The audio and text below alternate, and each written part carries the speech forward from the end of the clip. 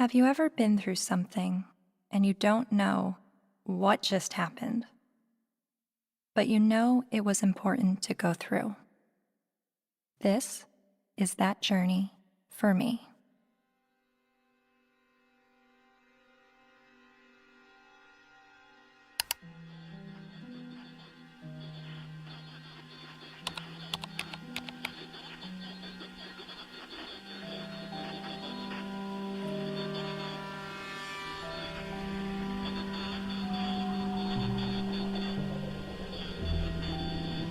Misogynist rantings would be at home in the far-reaching internet subculture widely described as the men's rights movement, a toxic distillation of the worst aspects of American sexism.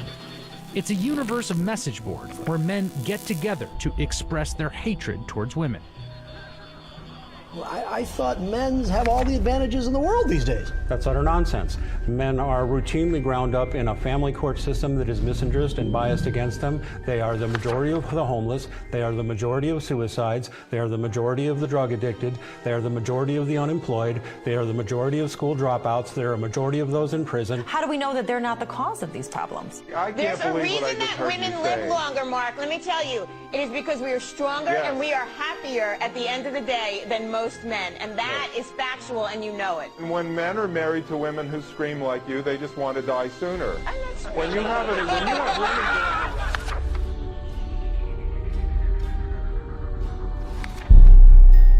A voice for men, an online hub for men's rights activists, and they were founded by a man named Paul Elam.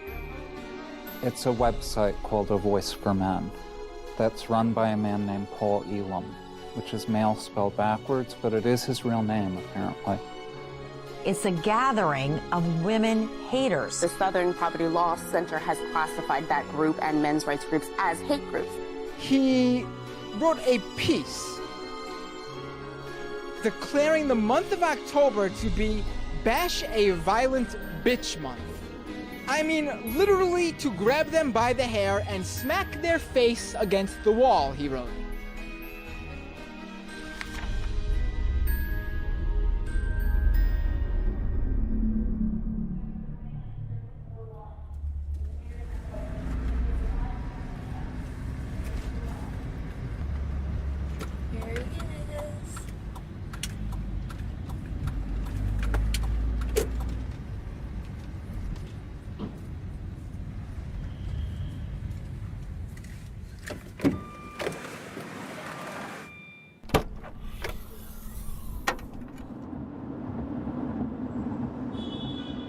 You may be wondering why I'm sitting in a car with notorious men's rights activist Paul Elam. That's a valid question, and to answer it, I need to start at the beginning of how I became a feminist. I was a quiet kid preferring to observe from afar. My mom put me in theater classes when I was 8 years old to break me out of my shell, and I loved it. So much, to the point that I decided to move to Hollywood when I was 18 years old to become an actress. What I wasn't prepared for was to be pigeonholed as the blonde who always died. Billy?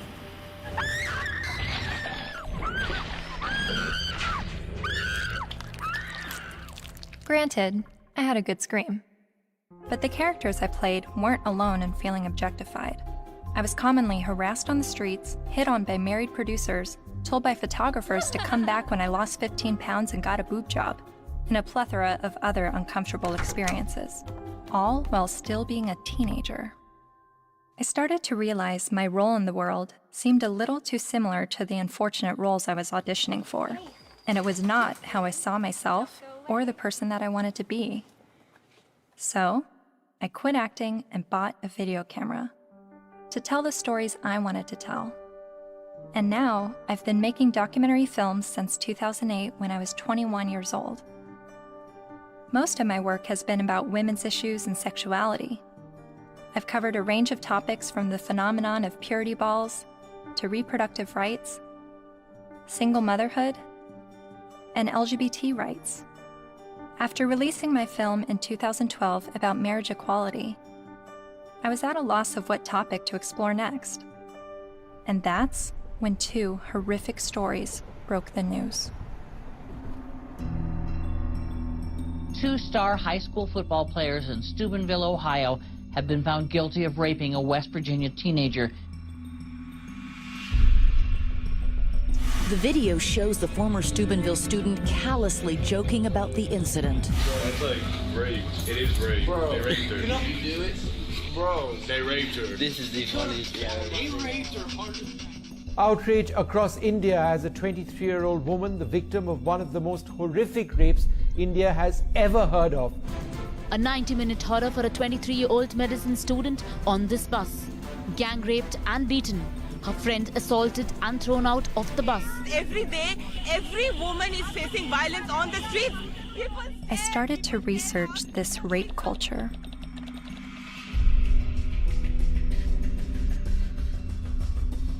A website called A Voice for Men popped up. Paul Elam wrote about how women long to live out their rape fantasies, to be taken by a man she's never spoken to, let alone given consent to. As I read, I was asking myself, is this the rape apologist that I've been hearing about? The victim blamer who perpetuates rape culture? I continued to read A Voice for Men's website, often stopping around the halfway mark in every article because I could only read so many bitch, fuck, feminazi, and rape-tard words per minute. But even still, I kept reading, and thinking, and reading some more. I was trying to understand how these, what I perceived to be women haters, could have so many followers.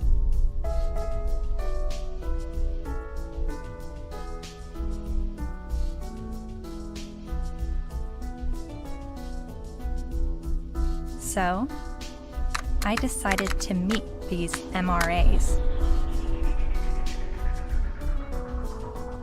The ones leading the movement, and some of their followers too.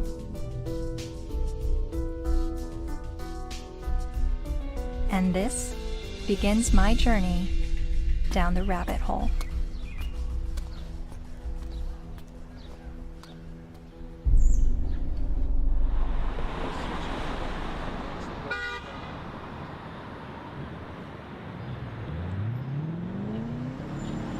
This, ladies and gentlemen, is an historic moment. Never before has there been a gathering of this magnitude to support men's and boys' issues. We have got serious problems. I have been working in this area advocating for the rights of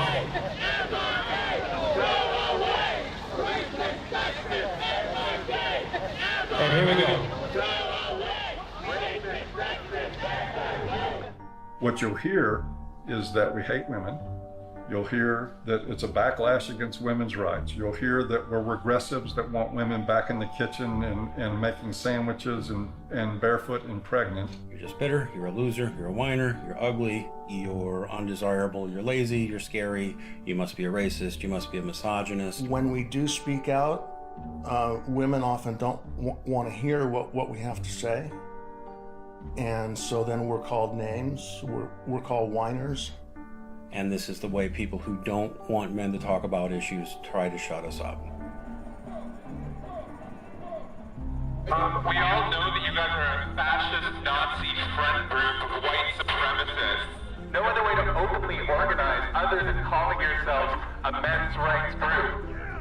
We're somehow disempowered because we're white men. Maybe it's just because you're pathetic. We're here to fight how misogynistic assholes think they have the right to oppress women. White men are starting to feel misplaced because women are sharing space. It's disgusting, and scroll the fuck up, and don't confuse suffrage with oppression. Everyone suffers, it's universal.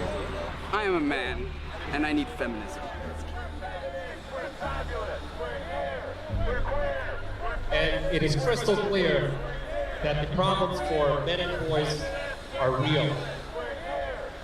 I would like to turn the microphone over to Paul Elam of A Voice for Men for some words.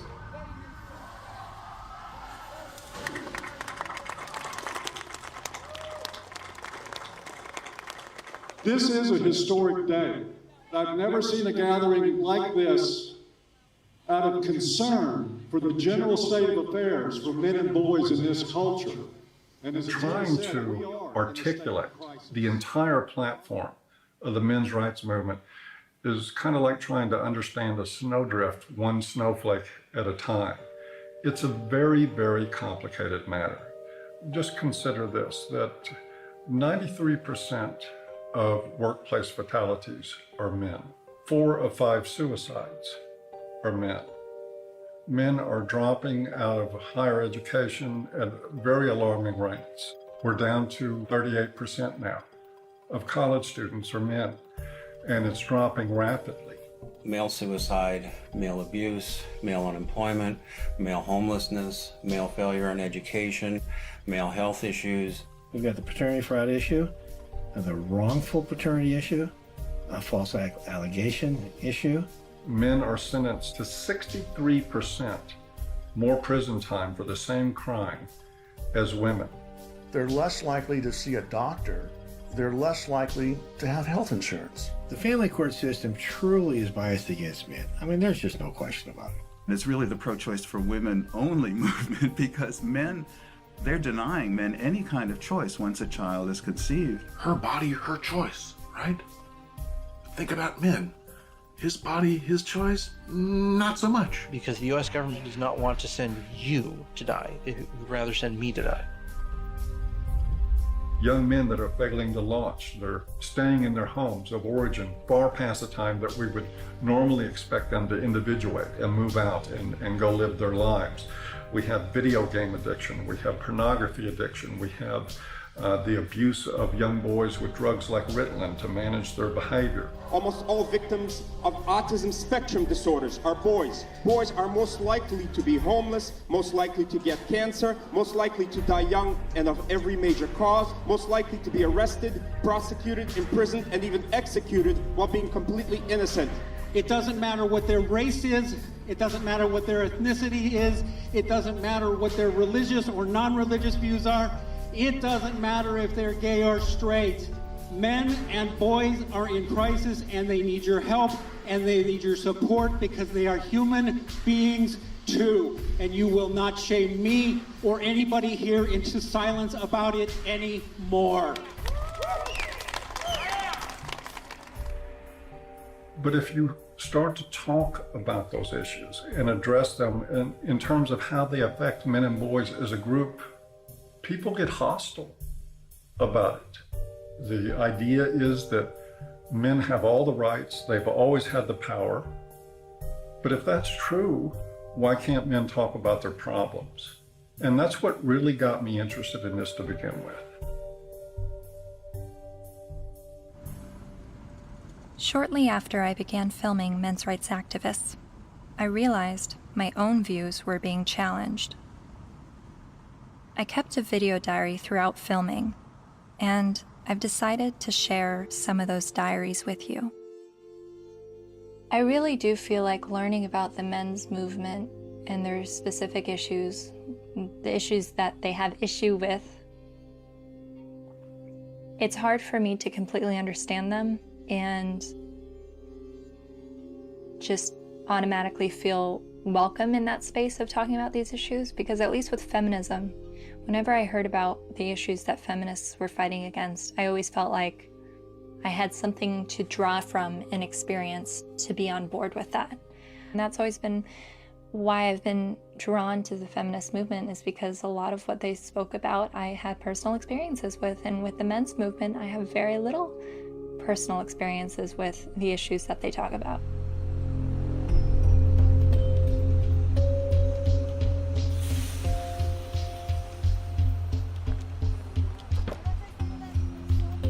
A cab driver who was driving a cab 70 hours a week was not saying, I am earning this money to have power over my wife. He was earning this money even though it took power away from his life. He was doing that so his child wouldn't have to drive that cab. The garbage collector does not get up at 3 or 4 in the morning in rain and sleet and snow and get out to do the garbage so he can have more power over his wife. That's power he's losing over his life in order to make his contribution, his sacrifice, his way of loving. And this has been translated into the culture of, you make more money than women do, you must therefore have more power.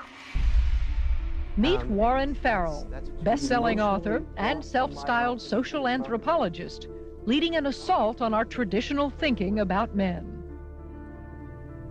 I asked my girlfriend at the time to buy me as a gift, I think it was for Christmas or for my birthday, Warren Farrell's book, The Myth of Male Power, which she did. And it just changed my whole life. And his premise was, while women are often seen as sex objects, men are often seen as success objects. And this resonated with me. He wrote this book that questioned our notions of power, of who had power and where it was. And it questioned the roles of men, but not the way feminists had always questioned gender roles. Every society that survived based on its ability to train its sons to be disposable. Disposable in war as warriors, disposable in work as firefighters, as workers on oil rigs and so on, coal miners, and indirectly, therefore, disposable as dads.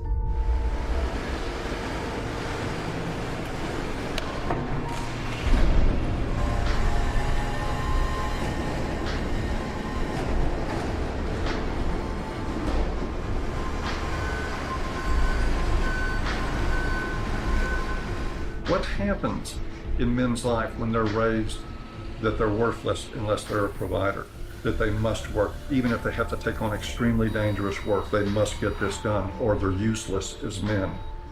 That is very, very powerful stuff. See, feminism did see accurately that we value male work more than we value female work.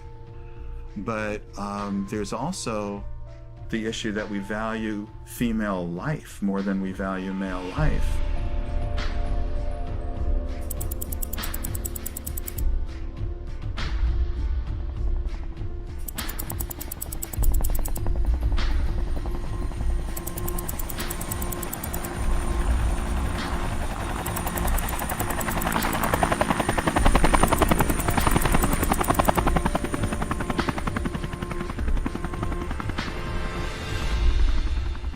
Even when that plane went down in New York City a few years ago, and that, the pilot was a hero for the way he landed it and saved everybody. Word arrived over the citywide fire frequency that a commercial jetliner was in the water with 155 people on board.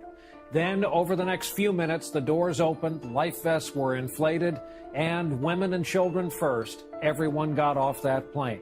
They saved all the women first. That's still, when I went on a cruise, there's still women into the lifeboats first, because not because you're a man, so you should be able to swim halfway across the ocean, but because you're a man, you're expendable. We have to look at not just the glass ceilings, but also the glass cellars. And Paul, I think as you were saying, we have to look at men just not only as human doings, but also as human beings. When you survive because somebody else is willing to die, like in war, then that you are immune to the pain of the people who are dying because you have an investment in their being willing to die. You say, I will build a statue, I will remember you in a history book. But if you look at that from another perspective, that building of the statue or remembering you in a history book is a bribe to be willing to die so that I can live.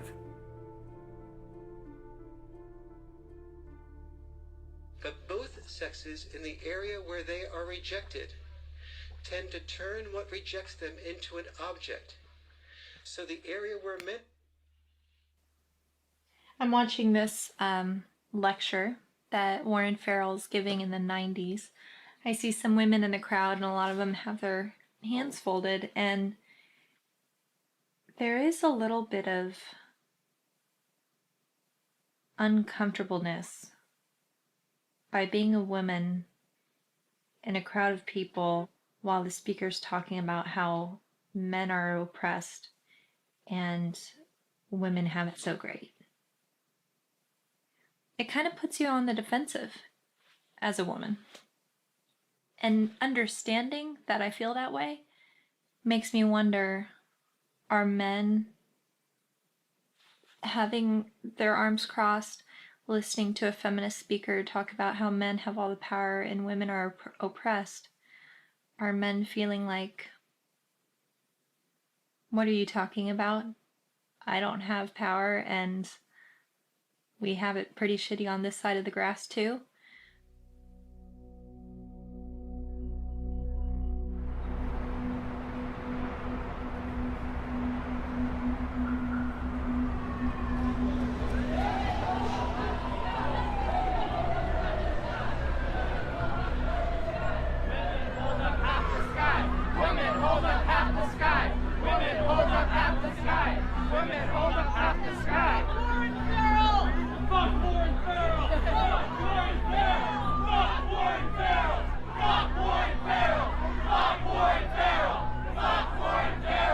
In 2012, Dr. Warren Farrell was speaking on behalf of men's issues at the University of Toronto in Canada. A feminist group protested the event. Be fucking ashamed of yourself. You're fucking scum. You are fucking scum. Fucking rape apologist, incest supporting, woman hating, fucking scum. Is there someone else that can rate?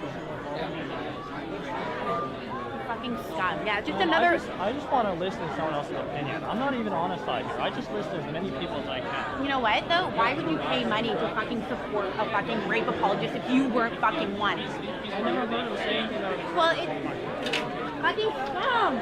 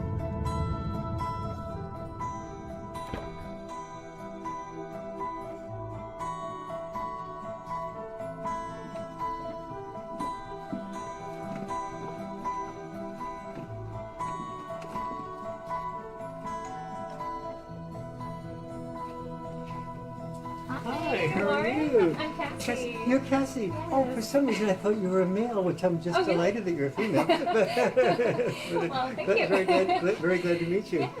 Come on in. Thank you. Thank you. But Farrell wasn't always so attentive to men. In fact, for years he focused almost exclusively on women's issues, rubbing shoulders with feminist leaders like Gloria Steinem. And he's still a card-carrying member of the National Organization for Women. I believe that women cannot hear what men do not say. And he's got a lot to say to both men and women in his provocative new book, The Myth of Male Power.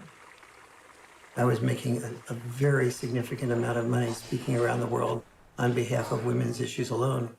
I went through a period of forming men's groups. And then when I listened to them, I thought, well, gee, this will be really helpful to present to audiences so that they can understand not only women's side, but men's side too, because I was really totally in the feminist camp.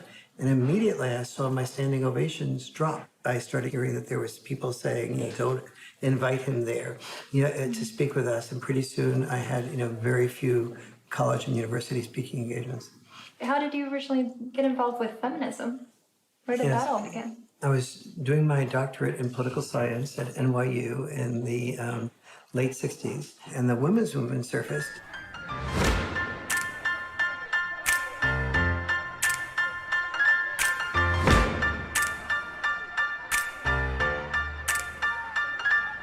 And I started to say, this is the most exciting thing I've ever heard, because I'd heard of civil rights, gay rights, But suddenly, women were saying, I don't want to be confined to just being a homemaker or a secretary. And so it's like, why shouldn't women be encouraged to do everything they possibly can do?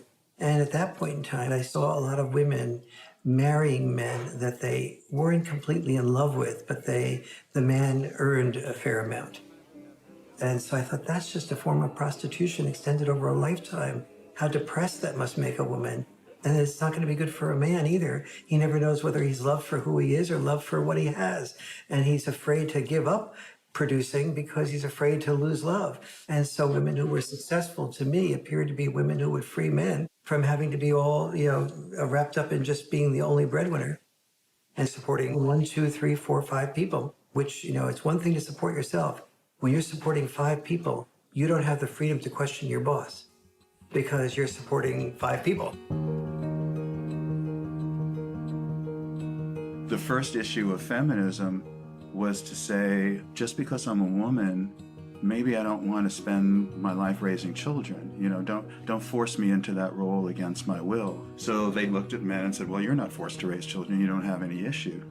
But for men, the traditional sex role was not raising children. For us, the traditional sex role was to be a provider, a protector, and to initiate relationships. Each of us has traditional sex roles. Don't force us to carry out those traditional sex roles. We have the same rules set up for men that they've always lived by, that you need to protect and provide at any cost. But we've changed everything where it concerns women. They now have access to everything men have always had access to education, to work, to whatever they want to do. But they're not the ones driving the semis. And they're not the ones in the coal mines. You don't hear the National Organization for Women complaining that there is just not enough female ditch diggers. It is still men carrying the lion's share for what it takes to operate and maintain this society. And it is still the expectation that if somebody's going to go down with the ship, it's going to be men.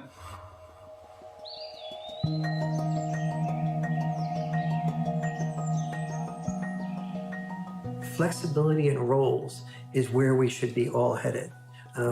Any men's rights activist that I would support the portions of the women's movement that is encouraging women to have more flexibility in roles. So where do the men's movement and feminism disagree?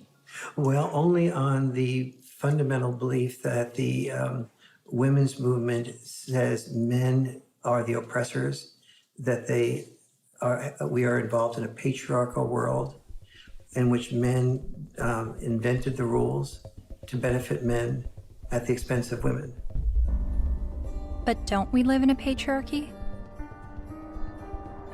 When most of the world's nations still have never had a female leader.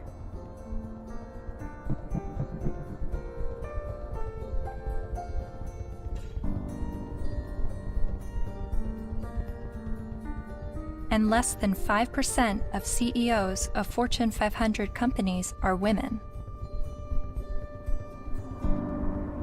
You have to look at this in a larger perspective. Patriarchy is the result of gender roles and not the vice versa.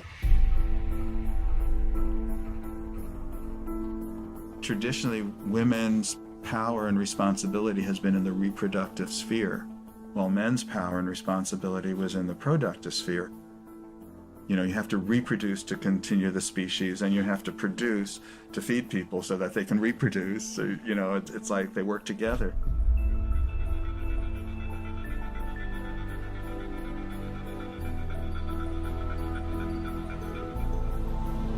And most cultures divvied up roles because women were responsible for childbirth and were more likely to breastfeed.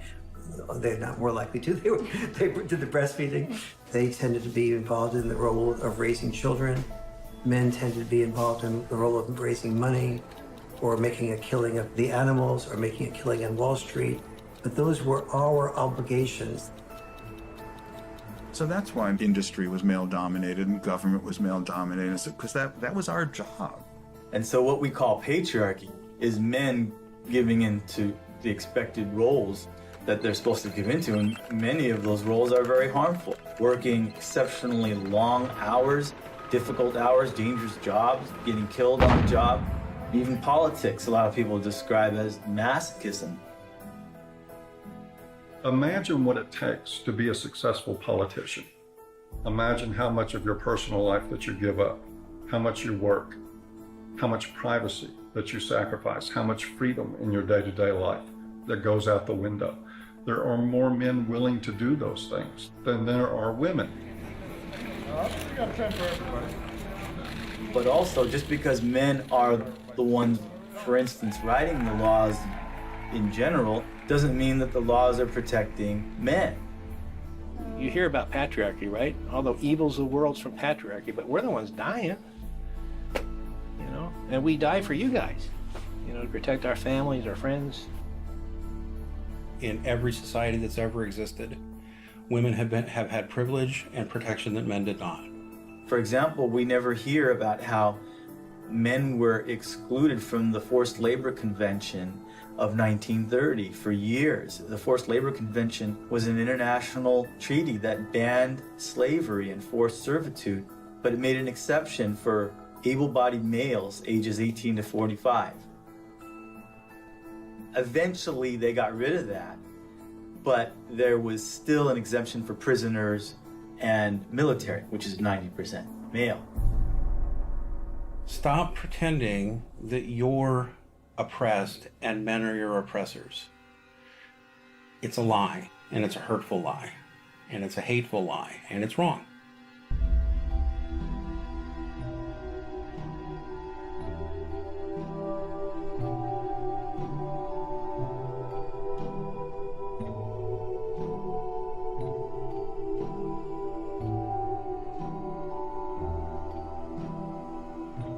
You talk a lot about the red pill in A Voice for Men. What is the red pill? Oh, it's sort of a cultural slogan. It comes from the movie The Matrix, where the character Neo is given the choice between a red pill and a blue pill.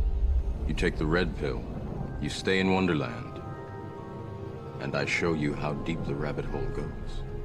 And if he swallows the red pill, the scales will be peeled back from his eyes. He will see everything that he hasn't been able to see. And if he takes the blue pill, he'll just go back to sleep and live in his sort of unaware, semi-comatose state forever and probably be a lot happier. It's a pretty apt analogy. So what is the blue pill in this world? Well, the blue pill is the paradigm that most people live by, that men have all the power, that they've always had all the power, that domestic violence is a problem that's committed by men against women only, that sexual assaults are only committed by men against women, that women don't make the same money for the same work as men. Teach men not to rape. Only men can stop rape. Men commit domestic violence. We need to stop violence against women instead of just stopping violence. That is feminist training. The MRAs say that we live in a blue pill world where women are victims, men are perpetrators, and it's all a lie. And that we're brainwashed to believe this, and that it's not true, and that men are slaves in this world, and women are... I don't think women are necessarily the puppet masters, but I think they're saying that women have the easy way out, and men are, they're given medals and statues and written in the history books to justify them dying and being slaves to work or being used to progress societies.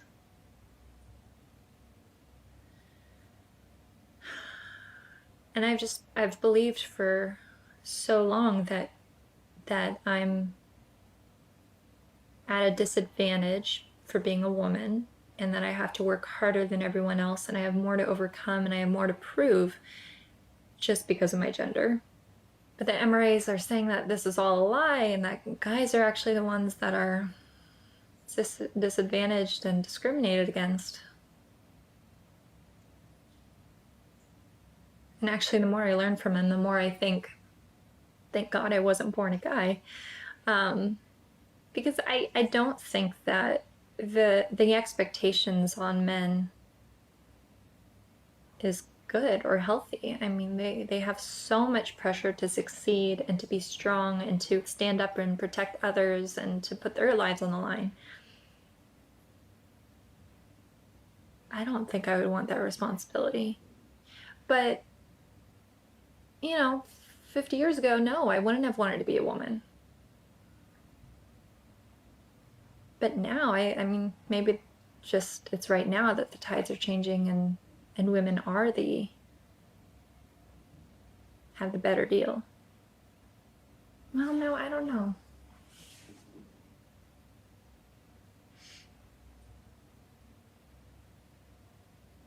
And then sometimes I think the MRAs are just duping me and giving such a strong pitch about what they believe in to convince me of something that's actually just some out there theory that men are discriminated against and women have the advantage. Yes, this is Cassie J. It's regarding a documentary about the men's rights movement, and we're looking for feminist voices now to speak in the documentary.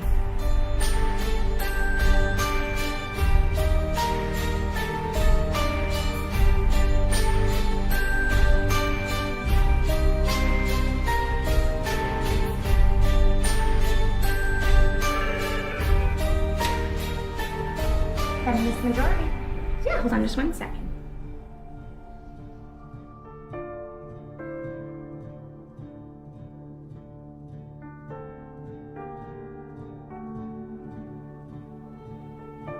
So I realized, okay, I need to bring some feminists into the mix, make Good. sure that we have that side Good. spoken for. I was researching rape culture, and so that's how I stumbled across a website called voiceformen.com. So some of the people that we've already interviewed on the MRA side is Paul Elam with A Voice for Men. Yeah. Are you familiar with him? Oh, I'm familiar with them. I've never met them. Yeah. Obviously, they've spent a significant amount of time and energy denouncing me, so I figured I might as well have a look at what they say. Yeah, really, the men's rights movement is part of the backlash. The backlash? To feminism. The men's rights movement really got going as women began to make gains, and some men have felt threatened by the opportunities that have been opened up to women. And I don't know if it's because some of them feel threatened that they now have to compete with a lot more people for their jobs. They now can't get into the best schools if a woman or a girl has better grades. Think about it. Grandfather's generation probably had it pretty well, right? All of his needs, his shirts were ironed, all of that was always taken care of. Well, grow up. Realize the world has changed. And as much as the MRAs would like things to go back to the way they were, and use the argument that women have an advantage now, no person looking at the data can possibly say women have an advantage. We're just beginning to get a level playing field here. It's not tilted in our favor, I can tell you that. And they know it. They know it. But it's the constant distortion of the data. It's the spinning of a situation to make it look like women are somehow getting ahead, getting an advantage they don't deserve. It's part of the backlash. Political organizing comes from a feeling of victimization, which is why the men's rights movement makes that claim that men are the victims of discrimination. But it doesn't have much traction because, you look around and it's hard to see it. We don't have movements called, straight liberation. The question I would pose rhetorically is the men's rights movement really the gender version of the white nationalist movement? Because there are plenty of white people who say that they are the victims of reverse discrimination. So of course it's not going to have very much traction. You can't really organize the people who are superordinate.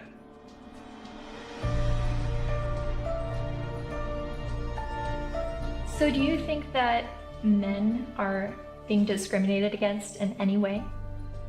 Not under the law. Men are not disadvantaged under our laws. Or in the business world, as a class, men are not underrepresented on corporate boards or at the top of the Fortune 1000 companies. In the corporate world, in the business world, in a lot of parts of academia, in the military, in the sports world, still pretty much a male-dominated world, and where a lot of the privileges and power and status accrue to men. Men are advantaged over women, no question. No one can debate that, not with a serious, not in any seriousness.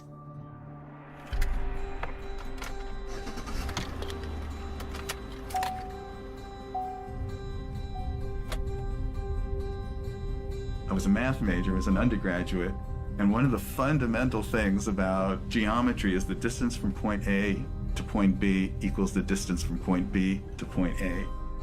And if women are so different from men that men can't understand the female experience, we need to listen to women to describe it, then the male experience is so different from the female experience that you can't understand it. You need to listen to us.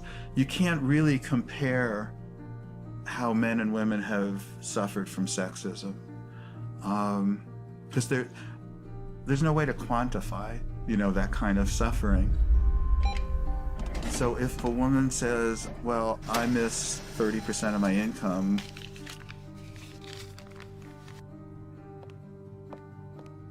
more than you miss 6 years of life, there's no way to quantify that.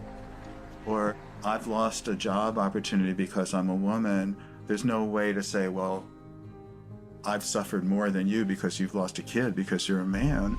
We can't, but it's serious. It is serious. And at least if you're denied a job because you're a woman, at least you can go to another company and apply for a job, But you can't, when you lose your kid, like you can't say, well, okay, I'll get custody of that kid, I'll try for that one. It's a terrible thing that happens. There was a case, the Serpico case. You might be too young to know the movie Serpico with Al Pacino. It was about a New York City undercover cop. He gets shot at the end of the movie and retires from the police force. And he was a real man, Frank Serpico. A woman after the movie, after this was made, decided she wanted to become a single mother and tricked him into fathering a child. And the court accepted that because she told her friends she was going to trick him, and they testified, and the court said, yes, you were tricked into it, and still awarded her over 90% of his police pension. So everything that he goes through in this movie to including getting shot, to earn his pension, she won by sleeping with him one night. My son's mom wanted to have children with me, and I had always refused, saying, you have this anger problem, you need to get counseling. I'm not going to consider having children with you until that's dealt with, because she would lose her temper almost every day and just use any weapon she could, and like a child's the perfect weapon. So I was really definite about that. But she also used to proofread my articles for me. And I wrote an article for Playboy about Serpico. And when she read that, she told her friend she's going to trick me into fathering the child. She doesn't need my permission. And so that's how my son was conceived. Then she said, if you want to see your son, you have to stay in a relationship with me. But if you break up with me, I know all the things that a woman can do to a man. She's read all my articles. She saw my talk shows. She said, I know all the things a woman can do to a man, and I'll do them to you. So that's what I had to deal with. Like everything that I had been raising awareness about for the previous 17 years, then she combined into one thing for me to live through. It's really ironic. For the first 5 to 7 years, I guess, we would see each other 4 times a day for exchanges. On average, every single day, I had to deal with some scene. A scene meaning she would just not show up, or she would hold the kid out and then pull him back and hold him out and pull him and just kind of play with me, or she'd let me have the kid and then she'd stand in front of the car so I couldn't move. You stay in Mommy Town tomorrow. You stay in Mommy Town for a couple of days, 2 days, and then you come back to Daddyville. Another time I saw her hold him by the shoulders and say, Daddy is a bad man. Daddy is a very bad man. And so he had to go through this long custody battle, and the decisions that they would make, you would just go, wow, there couldn't be any explanation. You know, either they're absolute idiots or it's biased. There's just no other explanation for it. One other thing, his mom is obese and wanted him to be obese for various reasons. One thing is so he would identify more with her side of the family than mine, because we're all thin. Another was so that he would enjoy being with her more, because when he was at my house, he had to get activity, you know, and eat well-balanced meals and get his sleep and stuff. And at her house, they would bake brownies and stay up late and just watch TV. And so where would you, if you're a little kid, you know, where would you enjoy being more? But he self-reported to the mediator how upset he was about being obese, that the worst thing in school was when kids called him fatty, and how he cried. And his physician said that he's really concerned medically.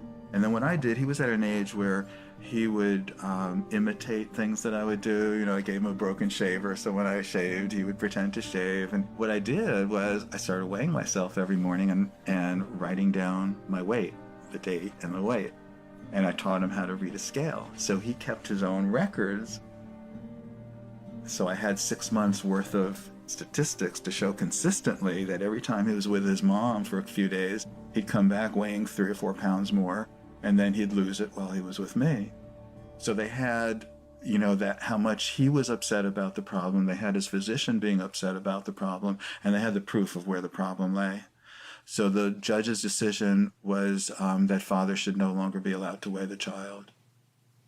Problem solved. After 14 years, my body gave out.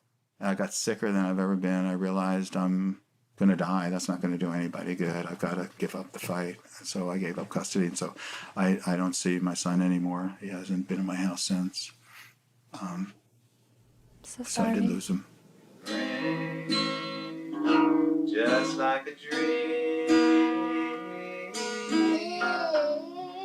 You're like a guiding light shining in the night. Fred claims that during his 14-year custody battle, he spent the equivalent of 5 years of his gross income on legal fees, mediators, and child support payments. I was really in his life a lot longer than most fathers would have been. It's something most fathers can't afford. You are so beautiful to me.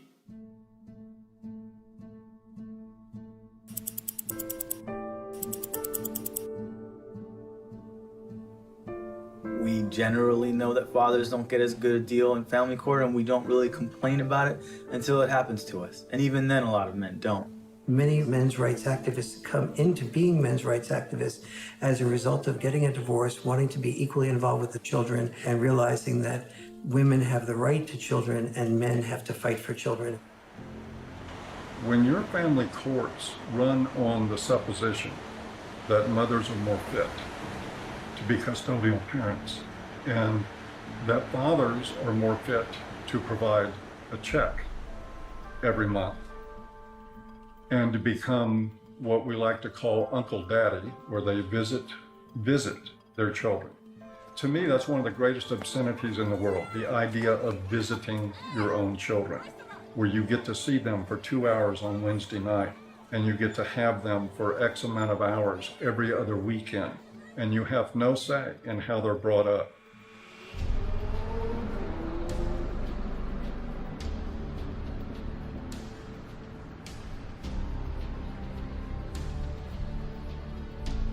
You know, I can't tell you how many men have been in this office, in that chair, in tears because they can't see their kids.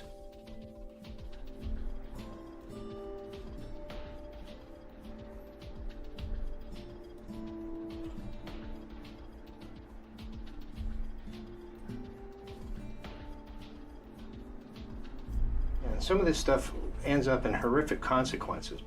Like this gentleman here, it's his little son. They found him dead. Not the son, but the young man. In the desert with a bullet in his head.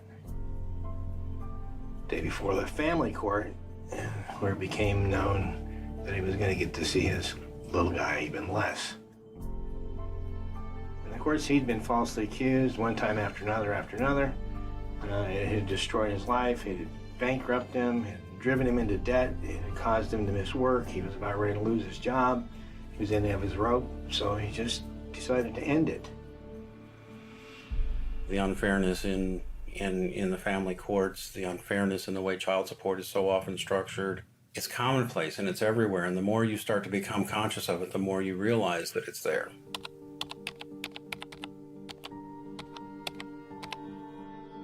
I started to research some fathers' rights issues and came across some harrowing stories. Like this man in South Carolina who found out his only daughter was adopted away by the mother without his knowledge or consent. His daughter was with an adoptive family in California, so he began his fight to get his daughter back. Adoption is for children without families, not children with a willing and capable family. And this man in Colorado who lost his daughter when the mother left the state to give birth in Utah where he wouldn't have legal rights to his child. He fought for 4 years in court and finally won visitation rights. Only visitation. I can't explain the emotion, the happiness, just this hard fight, what this means to me. And then there's this heartbreaking story. The 20-year-old father never left her side until he was forced to give her to adoptive parents this week after Kaylee's mother decided to put her up for adoption. In order to keep Kaylee, Colby needed to file paternity action, an affidavit, and a commencement notice with Utah's Vital Records a day before the mother signed the adoption papers relinquishing her rights. But in Colby's case, the mother only gave him a few hours' notice of what she was going to do. I would like her back. Men in the men's movement are not upset about having to be fathers. They're upset because they're not allowed to be fathers. That guy blows his head out, blows his brains out. It's a family court? And people don't think there's something wrong with that? And we just open the doors tomorrow for business as usual, and that's okay?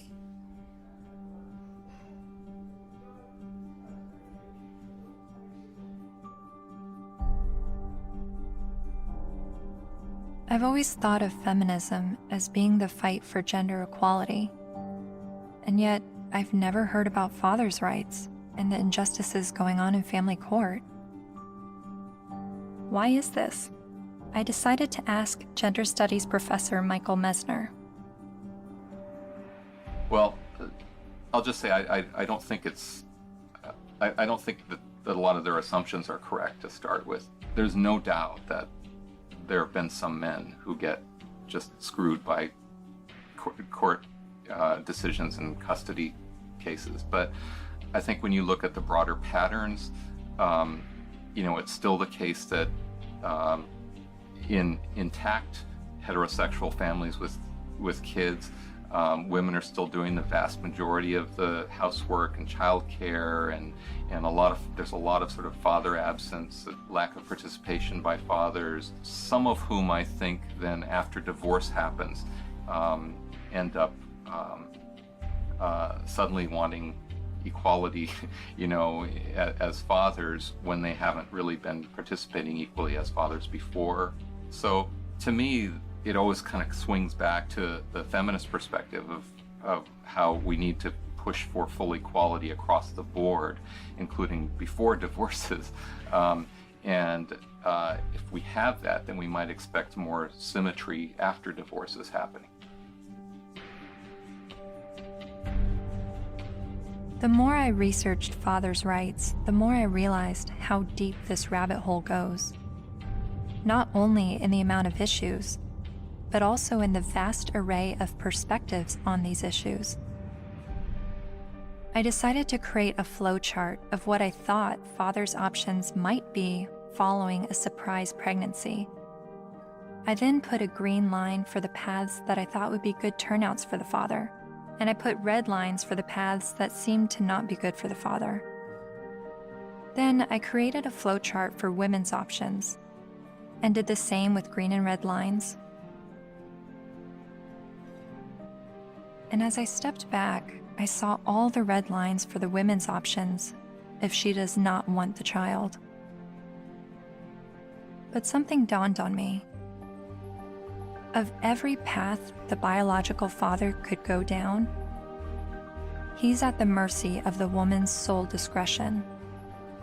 Although women have very difficult choices to make, she at least has the choice.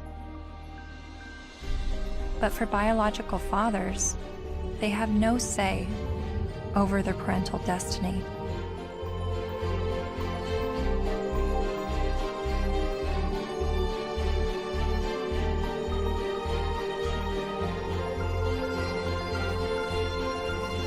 This is my friend Dara. She's 8 months pregnant with her first child, and she's a lifelong feminist. It seems from MRIs, from what I've read, that women seem to have more reproductive rights than men do. I don't know what to say, like, we carry children, they're never gonna carry children, it's just a different thing. So I guess, as much as possible, take the steps to prevent yourself being in that situation. It's just, I don't know what to say. There's no, there's nothing like a woman, you know, women have been blamed for, and still are, for, you know, unwanted pregnancies, choosing to have an abortion, not choosing to have an abortion, choosing to put their child up for adoption, when, you know, the burden lies on a single mother. If the man leaves, there's real, you know, societally, she's lambasted. So there's a lot of things that women deal with in that regard that men don't actually deal with. So I can have compassion for their situation, but I don't know that it's going to change in the way they want it to, because it's biology, you know? So if you're going to be having sex that could result in pregnancy, and you haven't had this conversation with the woman that you're having sex with, you better have it. Better have it fast. That's when the man has the ability to make decisions, either not to engage in sex or to use condoms and to use other forms of contraception. So that's where his role comes in. Once he's impregnated her, she's the one now faced with continuing a pregnancy, faced with the health risks that accompany pregnancy. So his rights have to be exercised early. But once she's pregnant, all decisions must be hers, because ultimately she is the most impacted. There's just no question. And she ultimately has the responsibility for that child.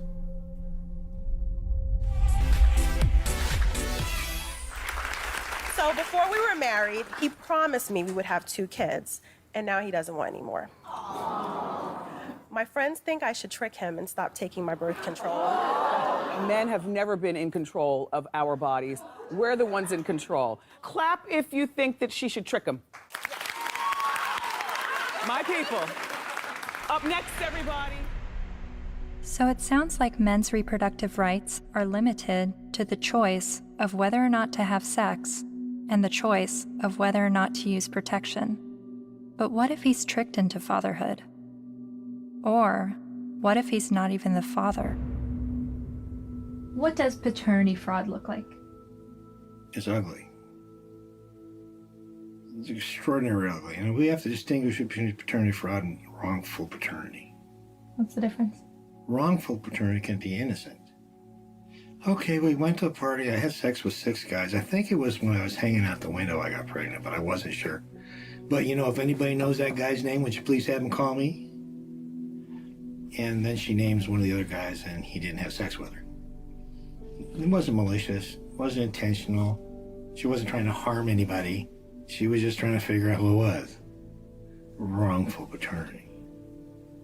More often, and less facetiously, okay, I'm married, I had an affair. Obviously here, there's all sorts of problems because there are more victims than the person who's named as dear old dad, who may be the wrong one. There's everybody involved in the family, like a situation in Texas where the family had 5 little towhead kids, all guys, all little blondos. And all of a sudden, one day, one of the little blondo kids gets in trouble, has to go to the hospital. They can't get a hold of mom. They get a hold of dad. Dad rushes to the hospital, needs to give blood. Whoops. Can't do it. Wrong blood. What? All the kids look alike. Turns out it was the guy down the street. You've heard of this case? No, it's a real case. So what happens to this family? Can you fathom what happens to this family? How do you think the kids feel when they find out dear old dad isn't dear old dad and it's the guy down the street? How do you think dad feels? That these 5 little boys that he still loves dearly, when he finds out they're not his bio children, but he still can't tear away because he loves them. He's devoted himself to these. How do you think it feels? I mean, it's horrific. Horrific. That's not wrongful, that's deliberate. So that's paternity fraud. That's paternity fraud. She knew who the father was and lied about it. Paul was right when he said, trying to understand the men's rights movement is like trying to understand a snowdrift, one snowflake at a time. There are unique fathers' rights issues that vary between unmarried, married, and divorced dads. But there are also men's rights issues for non-biological fathers.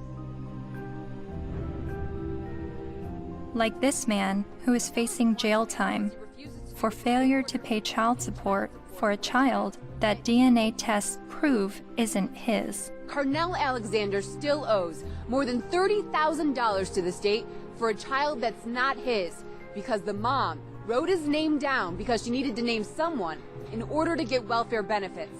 And I had to put him down as the father. That was the only way I can get the system. I'm almost homeless. I'm almost in jail. I'm out of work. My money is being threatened to be taken. He says the law needs to be changed, so when this happens, as it often does, other men don't become dad by default.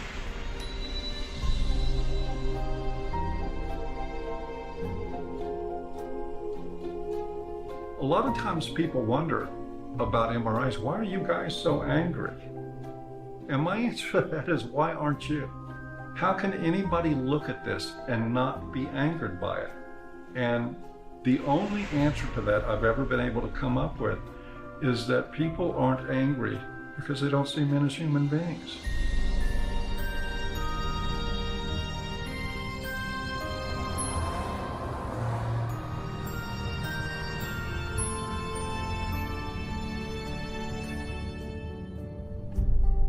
I continued traveling North America, meeting MRAs from all walks of life, hearing their personal stories, their red pill moments. I met a young man who was sexually abused when he was 16 years old while living at a residential home for people with developmental disabilities. She's the only woman I've done anything ever with, partly because it just messed me up so much. She continues working there. She hit me in the face. She actually hit me throughout the house, chasing me throughout the house. When I reported my domestic assault to the police officers, I did not at all bring up the fact that I was sexually assaulted, because if he wasn't going to believe that I was a victim of domestic violence, there was no way he was going to believe that I was going to be a victim of sexual assault. I met the honey badgers, women who are men's rights advocates.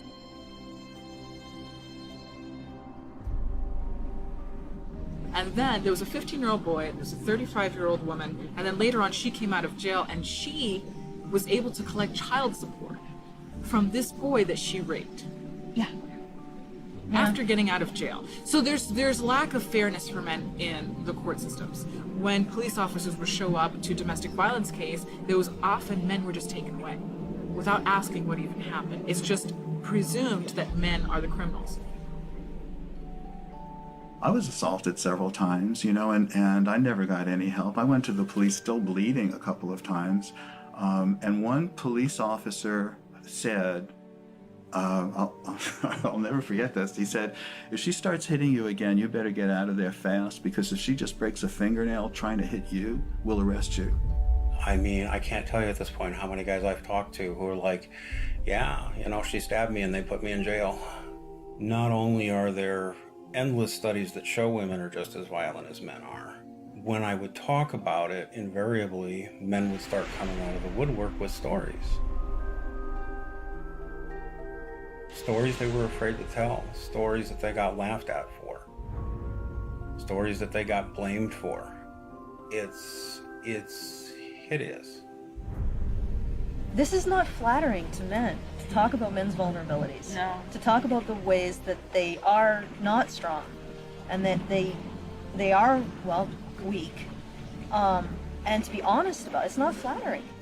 A solution for both genders is that we need to be able to recognize how men are vulnerable, and we need to be able to recognize how women are actors. Because we have a huge blind spot, especially when women do bad things.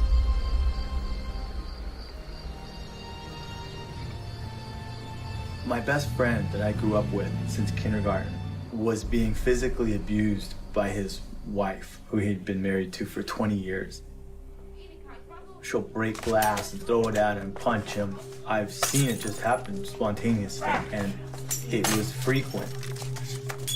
And he's bigger than her, but he didn't want to hit her. And he didn't want the children, they had 3 minor children, he didn't want them seeing this at all. So he would usually just go outside, because there would be glass breaking or things being smashed or yelling, and he knew that the neighbors might think it's him.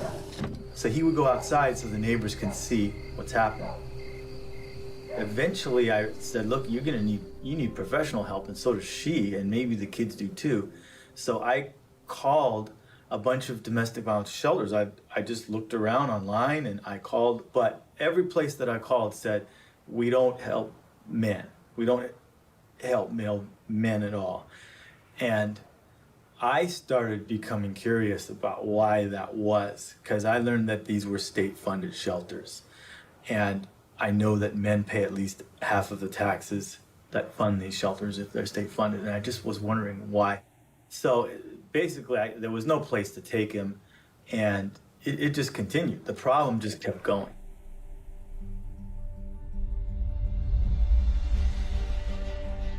In the United States, there are over 2,000 domestic violence shelters. All of them serve female victims, and nearly all of them turn away male victims.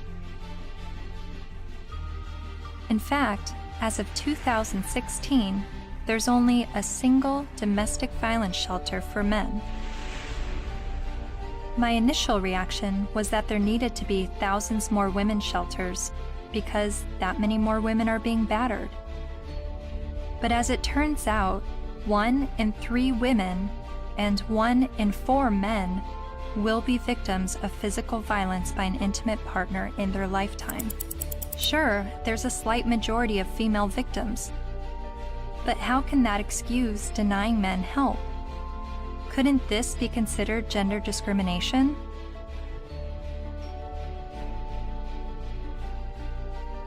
Think of it this way. Roughly 78% of all suicides are men. If suicide prevention services only served men, wouldn't we see the gender discrimination immediately? If there are over 2,000 women's shelters that turn away men, and only 1 shelter for men, obviously the resources don't match the need. How are you involved in the men's rights movement? Well, from the very beginning, when I first opened the Refuge, which was in 1971 in Chiswick in London, almost as soon as I took the women in, I got a house for men. A Voice for Men's editor-at-large, Erin Pizzey, founded the first ever women's shelter in 1971, and she is widely revered in the men's rights community. Because you see, what I knew from the beginning, most domestic violence is consensual. Both are involved. Sometimes one's the perpetrator, the other plays the victim, then it crosses over. It's not as though it's just all men or all women. It's both, and occasionally innocent victims, very innocent. Battered children grow up to batter, that's what I learnt, whether it be a man or a woman.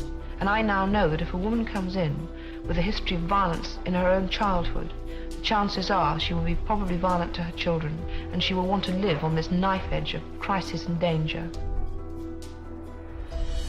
I haven't been allowed to speak, that's the difficulty. Why is that? Because I'm completely barred from all conferences. I'm not allowed to walk up the step of my own refuge. I bought the bloody building.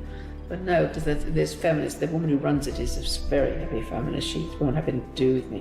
What did you say that made them hate you? That women could be equally as violent as men. That was from the beginning.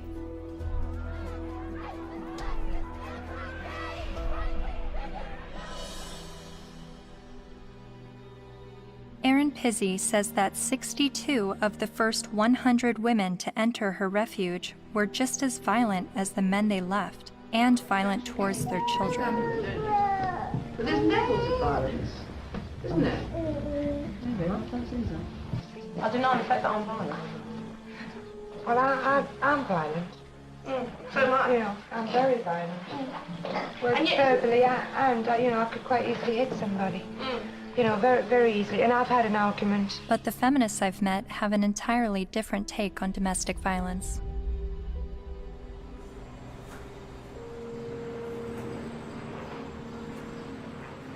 On the whole issue of domestic violence, that's just another word, really. It's a cleanup word about wife beating, because that's really what it is, or dating violence.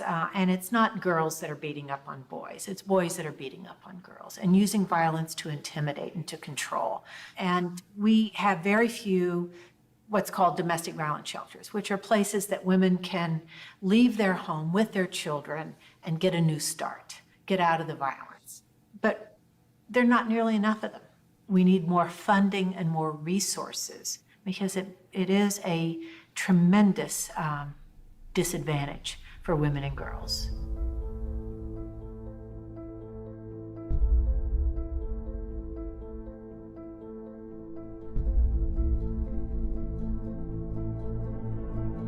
In 2014, the CDC released a report revealing that over 5.4 million men and 4.7 million women had been victims of intimate partner physical violence within the previous 12 months.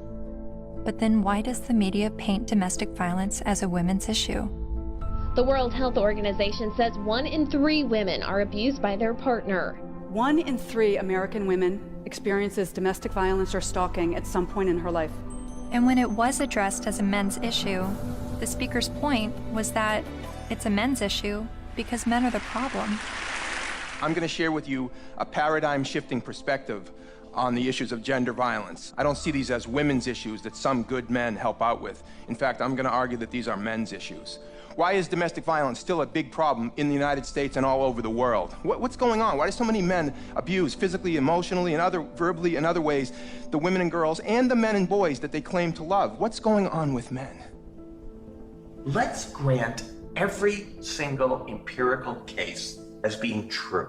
Yes, it is true. Let's just say, it is not true, but let's just assume that there is gender symmetry in domestic violence, that women hit men as much as men hit women.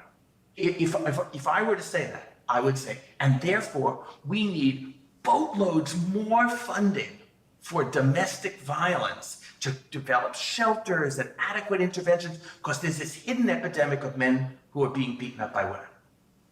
Or I could say, as the men's rights movement do, therefore we shouldn't have these shelters and we shouldn't fund them because the women are all lying. Well, it seems to me that if you really believe in gender symmetry, it's not that you want to, you're not questioning the number of women. You're just saying the number of men in society. You would want to join with women who are anti-violence to say, we have a real problem here. You know, it's not even a gender problem. It's a problem of women hitting men and men hitting women. We've got to get boatloads more funding. Let's work together. That seems the logical response to this. But instead they're saying it's like a zero-sum game. If we fund the women, then we're going to ignore the men. Well, we're not going to ignore the women because we all agree that the levels are as high as we say. But it does sound like a zero-sum game when only women are receiving services in domestic violence situations. And of all the men's rights activists I've met, none of them question the number of female victims, but they are calling attention to the high number of male victims that are being dismissed. So why aren't men's rights activists and feminists working together? Michael Kimmel briefly said something that made me wonder. He said it would no longer be a gender problem if both men and women were equally victims of domestic violence. Is that why the number of male victims are never addressed? To me, it's been fraud for all these years.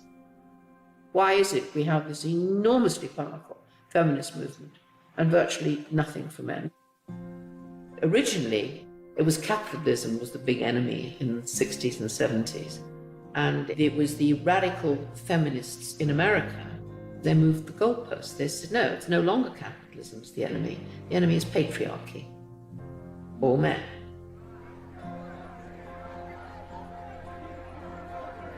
And that's how the women's movement began. And it was enormously successful. The new mood in the refuges was going to be that no men could work in refuges and can't today. They can't sit on the boards. And boys over 9 or possibly 12 can't go into refuges, or you call them shelters. Their mothers have to make other arrangements for them, which I find shocking. And it ring-fenced money. I think that that particular time when the feminist movement were desperate for funding because they'd run out of publicity, and they were desperate for funding, and they needed a just cause.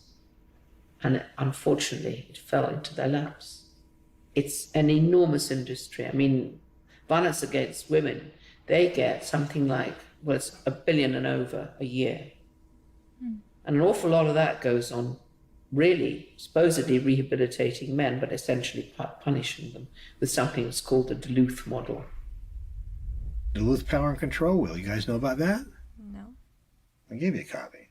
In 1977, I think, a bunch of crazy women up in Duluth, Minnesota figured out they had the solution to domestic violence, and it was all about patriarchy and all about men.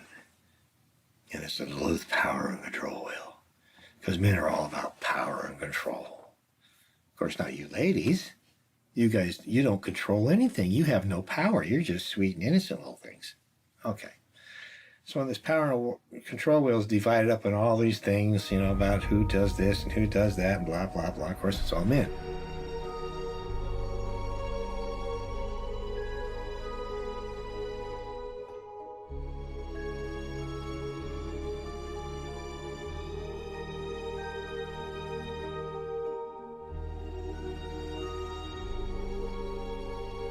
The entire domestic violence industry was founded on that. I think it's still 37 or 32 states in the United States that by law they have to use the Duluth model for battery intervention programs, and it's all shame, blame, and guilt-driven.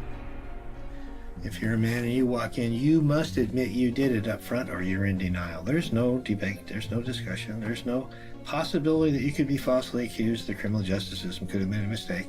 None whatsoever. You are in a state of denial, and you will complete that course or you're going to go to jail. You will be re-engineered. That's frightening. Frightening? Yes, that's frightening. I think it's terrifying. Absolutely terrifying. All I had to do, I had a simple choice. I could just say, yes, you're right. Men are the enemy. No problem.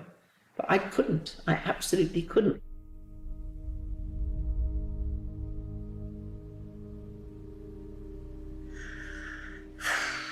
Just getting overwhelmed. Because I don't know where I'm headed with what I believe and what is right and what is wrong and who is wrong and who is right, and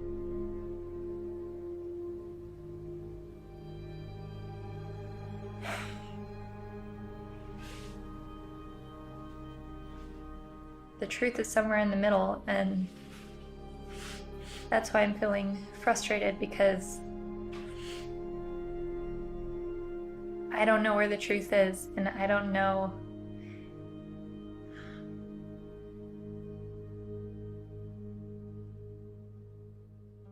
When I decided to make a film on the men's rights movement, I never anticipated questioning my feminist views. But the more MRAs I met, the more I felt compelled to remind myself why I was a feminist. I signed up for a women's group. Welcome to our Women on Your Power workshop. Only 4% of the Fortune 500 companies are led by women. Women only hold about 14% of corporate executive positions and less than 20% of our governmental positions. I made video diaries complaining about how I had to change what I wore to walk alone at night, how much time it took me to get ready for work, all the housekeeping that was on my shoulders. In comparison to other gender issues, these videos seem trivial, but I made them nonetheless. I attended women's rights rallies. No to violence. That's what we are here for, to say no more to violence in any form, especially against women and girls. I repeated women's issues in my head like a broken record. Female genital mutilation, sex trafficking, reproductive rights, maternity leave. And social media helped remind me of women's issues. We have fought for everybody else's equal rights. It's our time to have wage equality once and for all, and equal rights for women in the United States of America. We are struggling for a uniting word, but the good news is that we have a uniting movement. It is called He for She.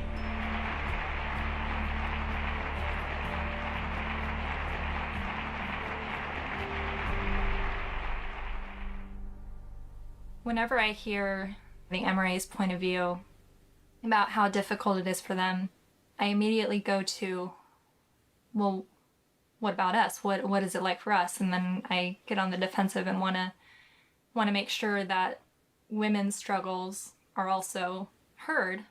And I don't know if that's necessary, because the MRAs are saying that the feminist perspective is the mainstream perspective. But even when I hear their issues, I still want to speak up for the women, because I feel like, I don't know why I feel like talking about one gender's issues now neglects the other. And I guess that's what MRAs have been dealing with, is always hearing about women's issues and feeling like their issues are neglected. But whenever I hear them talk about men's issues, I feel like I need to stand up for women and say, this is what we're dealing with, an equal opposite.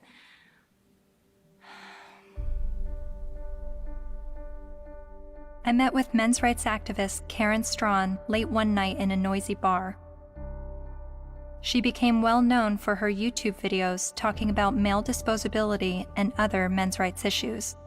And she's a honey badger. Part of what I do and what I research and what I think about is the reason psychologically why feminism seems to be such a comfortable, warm blanket emotionally for so many people, men and women alike. And it's so comfortable that it will make them not see things that are right in front of their face. Look at Boko Haram. Hundreds of young girls, fast asleep in their beds, are awakened by the sound of gunfire. Armed attackers have stormed their boarding school and set fire to dozens of buildings.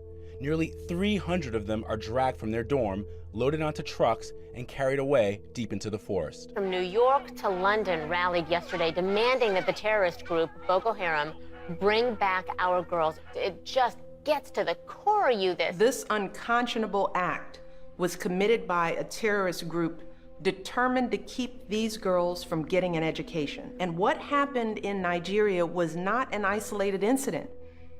It is a story we see every day as girls around the world risk their lives to pursue their ambitions. I mean, you must have heard about that, right? That's being spun as a fundamentalist Islamic group that is so determined to be misogynistic and oppress girls that they want to deny girls an education. But they are not against girls being educated. They're against anybody getting a Western, secular, or Christian education. The initial attacks, and there were several of them, there were over 100 men killed and 1 woman killed. And the victims were described as people, right, or villagers. And in the previous attacks on the schools, they actually let the girls go. They separated out the boys and girls, and they let the girls go, and they told them, go home, get married, renounce your sins, and live a righteous life under Allah, right? And then they burned the boys alive. There was literally no outrage, right? It was barely reported on. It was one of those things, there was no opinion pieces on it, no nothing, right? Until the girls were kidnapped. And look at it this way, because we played right into their hands, because they want attention, right? And they weren't getting any attention from the Western media when they were just slaughtering boys, right? They want attention. And what do? They kidnap girls and sell them into marriage or slavery, right? And everybody, the UN, Michelle Obama, Barack Obama, the UK government, the Canadian Federal Minister of Defense, right? They're all promising aid and help and equipment and personnel to help find these girls and bring them back, because this is such an outrage and oh my goodness, something needs to be done. Well, maybe if, like last year, maybe if we did something then, all of these girls would be safe in their dorms right now, right? But we didn't. And the reason why they kidnapped those girls is because we didn't do anything. We didn't pay attention. And they want attention, right? And they know that attacking girls or women is going to get them attention. What are we going to do? Start a campaign, bring back our boys. Oh wait, they're dead. Never mind, right?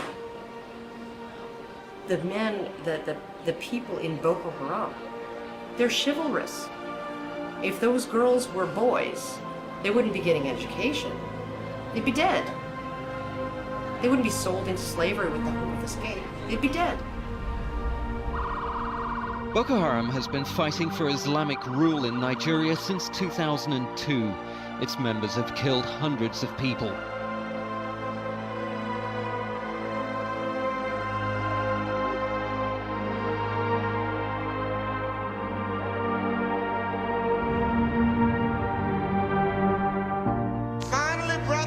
At least 69 dead, although some reports put the number at about 150 and scores more injured. For that day when we shall lay down our burden and study war no more. Finally, brethren, after a while, the battle will be over. For that day when we shall lay down our burden and study war no more. Finally, brethren, after a while, the battle will be over. For that day when we shall lay down our burden and study war no more. Finally, brethren, after a while, the battle will be over. For that day when we shall lay down our burden and study war no more. Finally, brethren, after a while, the battle will be over.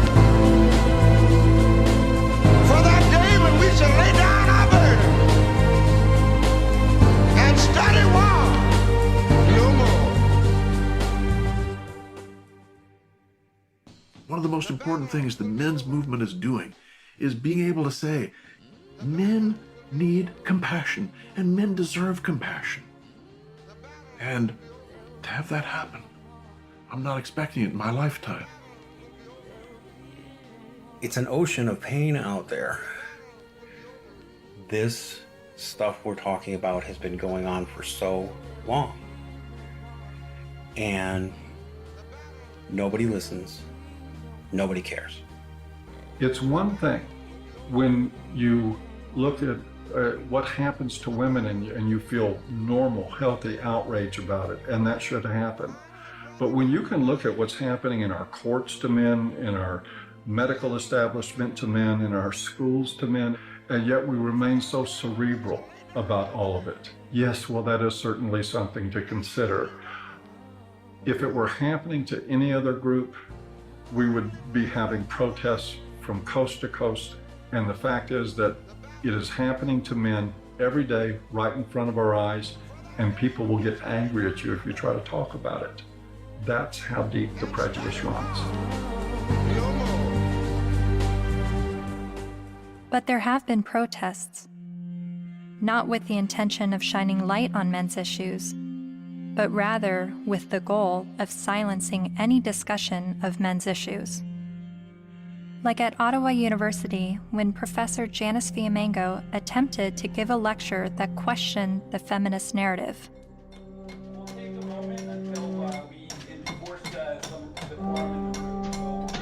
So you think this is a victory? Yeah, why are you so frightened of hearing an opinion different from your own? Then there was the first international conference on men's issues in Michigan, where even Ms. Magazine urged its readers to protest the conference in hopes of shutting it down.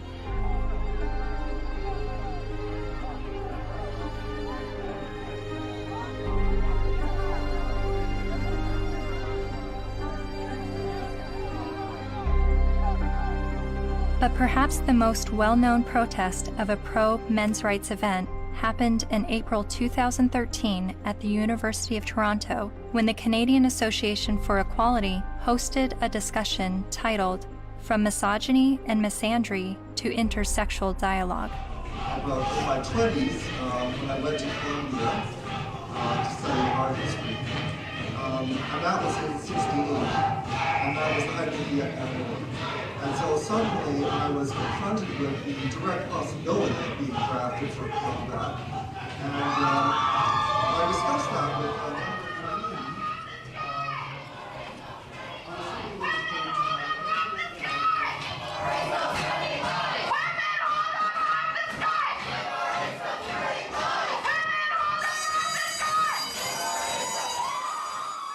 A feminist group protesting the event illegally pulled the fire alarm and successfully shut down the event.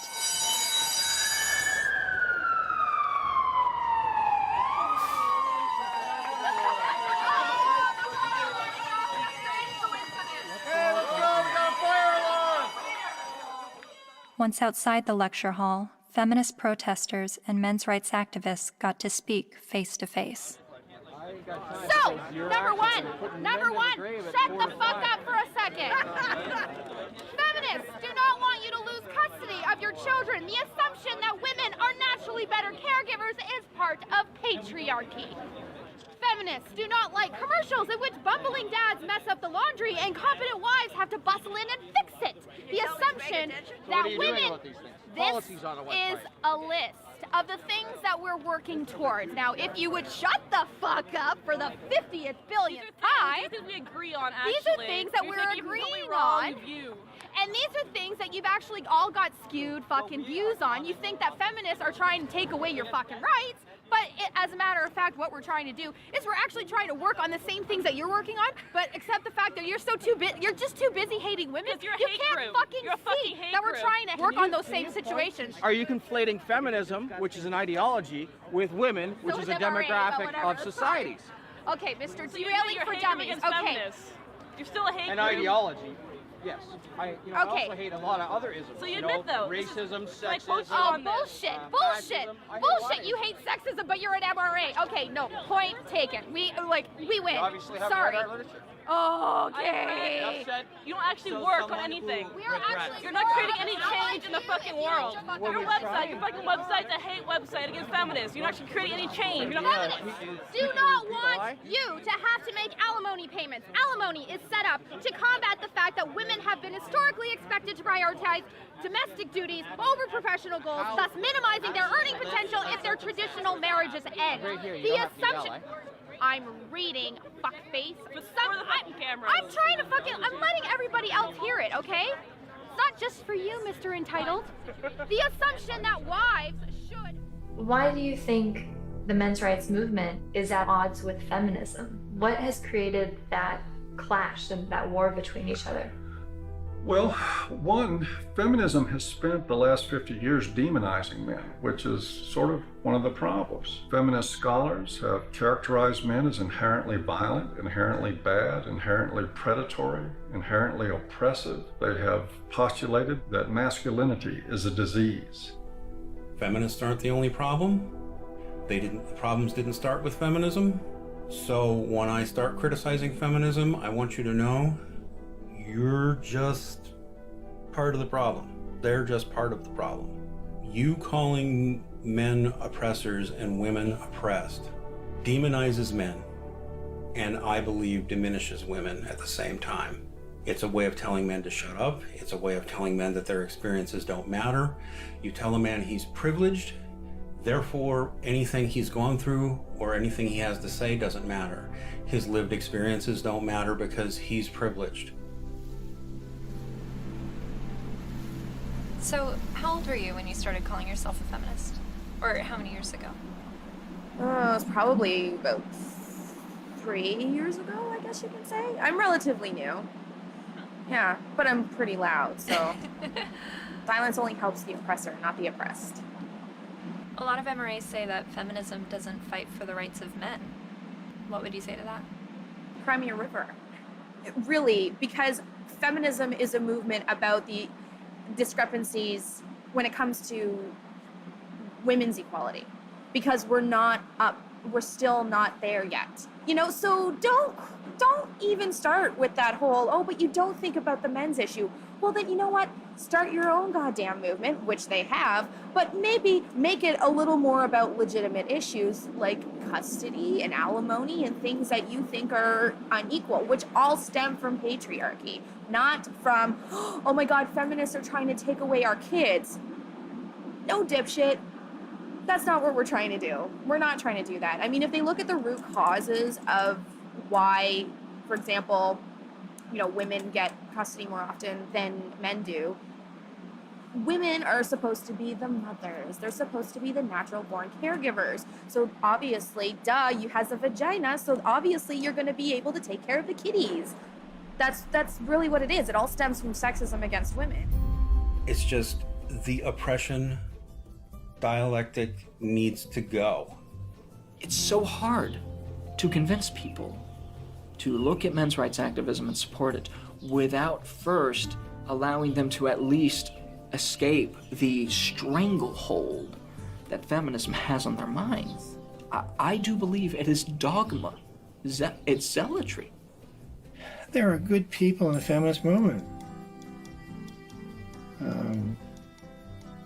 There are not good people in the radical feminist movement.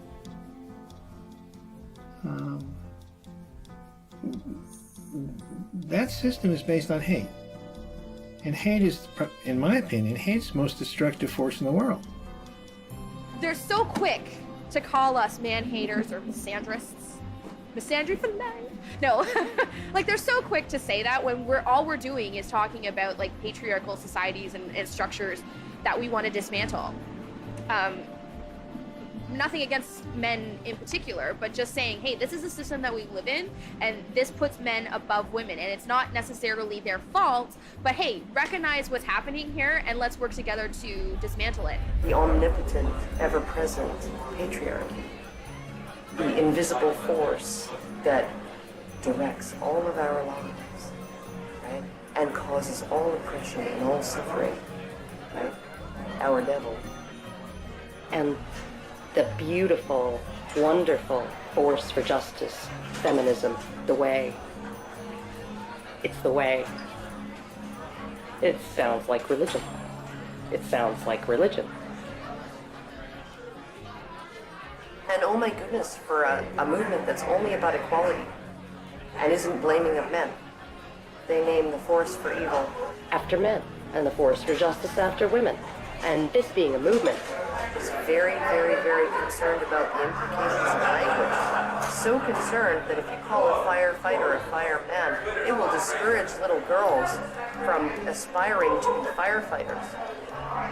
And sometimes discourage grown women from aspiring to be firefighters, right? By calling them firemen. But we can call the force for all oppression, we can call that essentially men, patriarchy, right? And we can call the force for good and justice women. And that kind of language, that has no implications. We're not blaming men. We just named everything bad after them. They're really angry, and they're angry at women, they're angry at feminist women, but yes, men have gotten a crappy deal. But it's not the fault of women or gay people. When feminism says that they have no part in any of this, I think they're not being honest about it. I don't blame feminism for all of it, but I think they've had a role in it. They've written laws that discriminate against men. They fought to protect those laws, particularly in domestic violence areas. And for many, many years, second wave feminism would go through the statutes and change everything that was gender specific to something gender neutral, unless it was something that benefited women, like the domestic violence laws. They didn't change those. Other types of areas like fathers in prison, there's statutes that specifically give mothers certain benefits that fathers in prison don't have. And I challenged that as well legally, but we didn't win on that one. When I wanted to get a commission on men, like the county has a commission on women, the feminists fought that tooth and nail. When Prop 209 was before the California voters, which was to end affirmative action, every feminist organization opposed it. Every time men's rights groups try to pass joint custody legislation, feminist groups fight them. They fought us on paternity fraud. The biggest opposition that I have faced has been from the radical feminists that said, we don't want truth to be the standard, because if we did, they wouldn't oppose automatic DNA testing at birth. And in countries like France, they're saying, well, DNA should mean do not ask. Because it's now illegal to even get a test, and if you get a test without the mother's permission, you will be criminally prosecuted. In Sweden, they tried to create a man tax. In India, the men's rights movement is trying to get the rape laws to include male victims, and the feminist groups apparently are fighting that. I'm not saying all feminists are this way, but I think the ones who are affecting public policy, who have the lobbying power, I think they are. If you just look at their actions, they don't want equality for women. They want special privileges for women and girls. And even though they know in a lot of areas men do not have equality, they are silent. The commandant of the Marine Corps said that he thinks, and I quote, all eligible and qualified men and women should register for the draft, talking about selective service. Do you think women should also have to register for selective service like men? I have to think about whether I think it's necessary to go as far as our military officers are recommending. The idea of having everybody register concerns me a little bit unless we have a better idea of where that's going to come out. Where I want people to register, I want every young person to register at the age of 18 to be able to vote automatically. And I think if...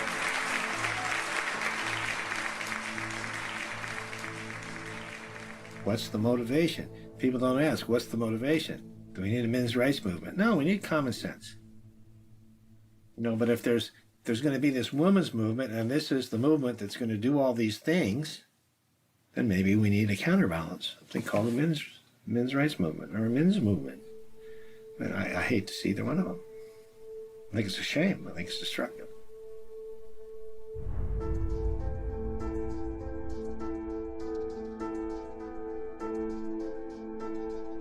I'm hearing what the men's rights activists are saying, and I'm finding the sources to support what they're saying.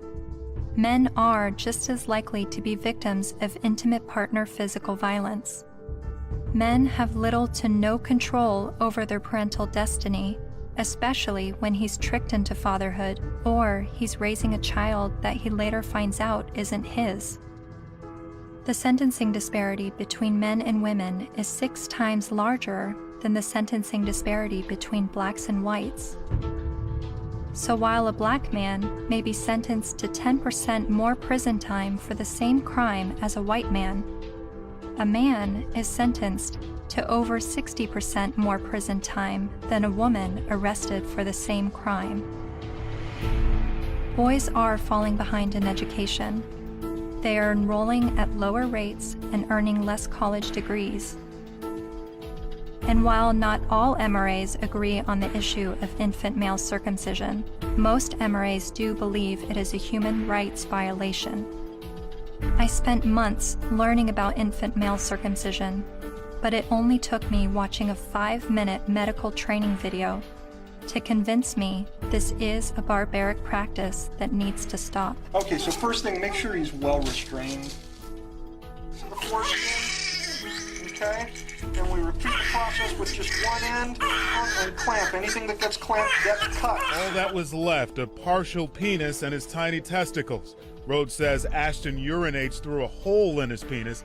She says she can't imagine now what she'll say to her son when he's old enough to understand what's happened to him. How could you explain it to your child that you don't have a penis or you might never be able to have kids?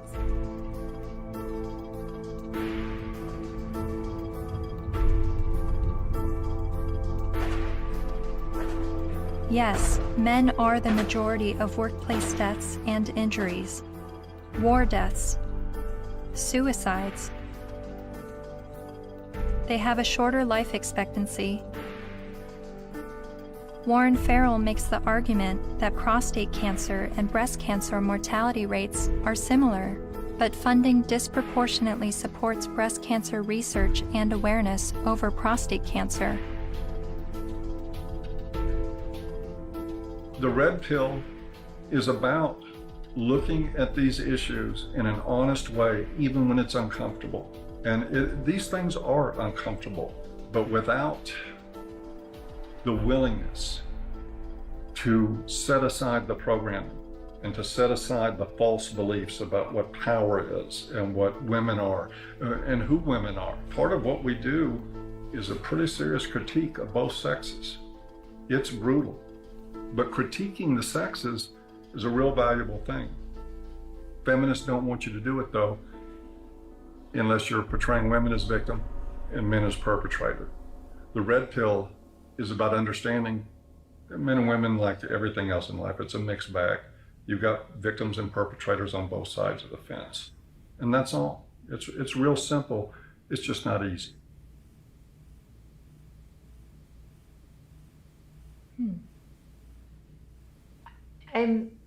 I think I agree with everything you said, but there's still some kind of unsettling doubt, and I don't know where that's coming from. I'm recognizing all of these very serious men's rights issues. But what I don't understand is how I could be agreeing with men's rights activists. Is this the same misogynist hate group I originally discovered online? The Southern Poverty Law Center has classified that group and men's rights groups as hate groups. I looked into what I was hearing from feminists and the mass media about the men's rights movement. I've read a lot and I've heard a lot that the men's rights movement has been labeled a hate group by the Southern Poverty Law Center. Is that correct? That's not quite true. No, they got it wrong. No, this was somehow written up on some kind of anti-men's rights websites as us having listed them as hate groups and so on. That we didn't do.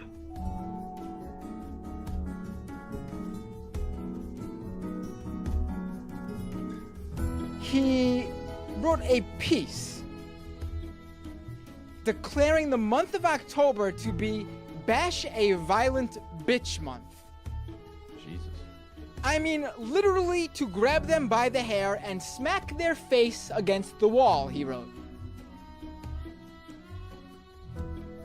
I then discovered that Paul Elam's famous Bash a Violent Bitch article was written in response to this article by Jezebel called Have You Ever Beat Up a Boyfriend? 'Cause, we have. The article cited a study that revealed 70% of non-reciprocated violence was perpetuated by women. The author then went on to say that she conducted an informal survey at the office, and the gist of her findings was that many women had physically assaulted their man, and it was interpreted as either being funny or he was asking for it. I couldn't help but see the hypocrisy in a major feminist website making light of abusing men, and MRAs stinging back only to have the media paint them as the abusers. Something else to think about. Arriving on campus, boys will also see the effects of women's studies programs, now usually termed gender studies programs. Make no mistake about it, however, they are still women's studies programs. I teach in the gender studies program at Wagner. There are about 900 such programs worldwide, and about 400 of them are in the States. By comparison to those 900 programs worldwide, there is one men's studies program. In 4 years, Center for Men and Masculinities is to be established at a state of New York university, the one in Stony Brook. It will be headed by Professor Michael Kimmel, a sociologist. Its advisors will include, probably among the advisors are funders as well, the actress and fitness expert Jane Fonda, Gloria Steinem, and Eve Ensler, the author of Vagina Monologues.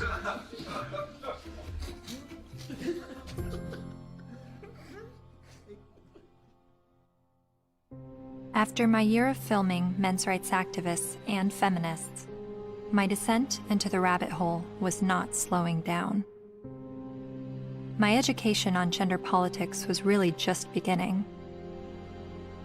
I learned about other sectors of the online manosphere, like MGTOW, Men Going Their Own Way, and a forum on Reddit called The Red Pill, which is separate from the men's rights community and they do not see eye to eye.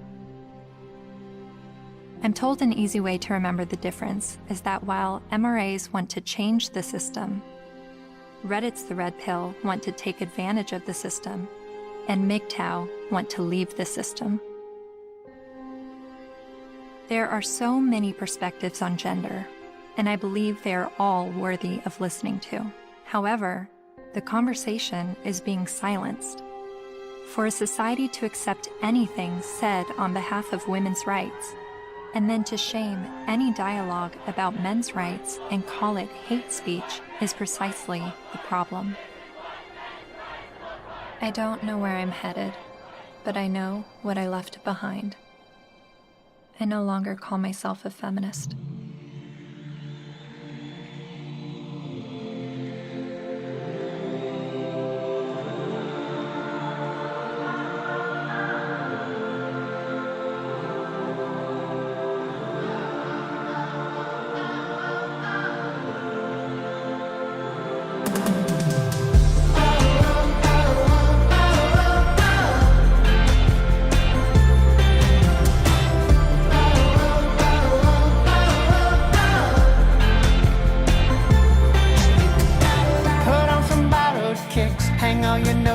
Up. It's never what it is. Wisdom is asking what. There is another side, down where the rabbit lives. My world will blow your mind. Just have a look at it. Think about it. Think about it. Think about it. Think about it.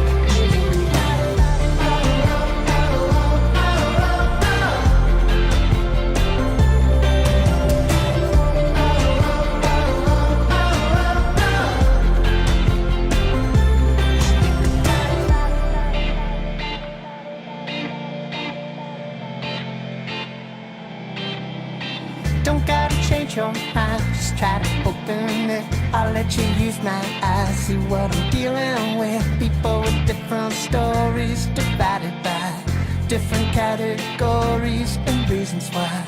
The smart speak, the wise they listen.